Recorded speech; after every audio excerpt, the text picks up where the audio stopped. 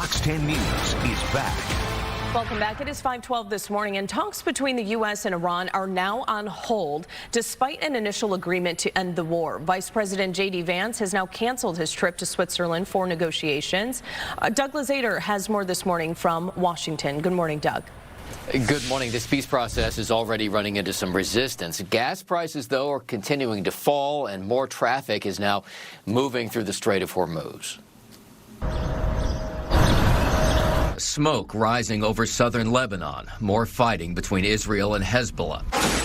Will that be enough to scuttle talks now between the U.S. and Iran? They've made very concrete nuclear commitments. Vice President J.D. Vance has been tasked with defending the deal that has reopened the Strait of Hormuz to more traffic, allowing more oil to flow.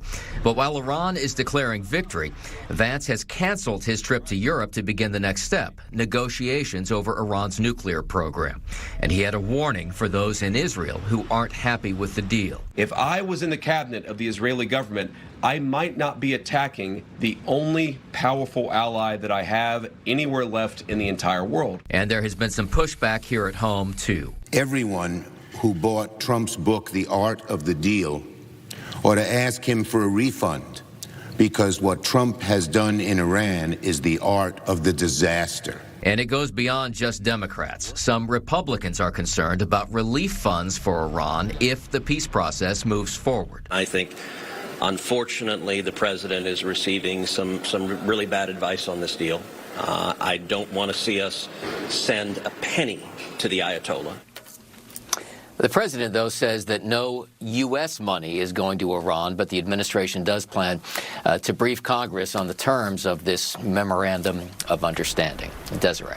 Yeah, so what happens next, Doug? Because this MOU is signed, but now with this fighting between Israel and Hezbollah continuing, could that fall to the wayside here as well? Well, what's supposed to happen next is this 60-day period to negotiate over Iran's nuclear program, which is not a whole lot of time. I mean, it can be extended beyond that if both sides agree to do so. But now they're losing even more time, assuming those talks even restart. All right, Doug, we appreciate you this morning. Happy Friday. Thank you. Thank you to you as well.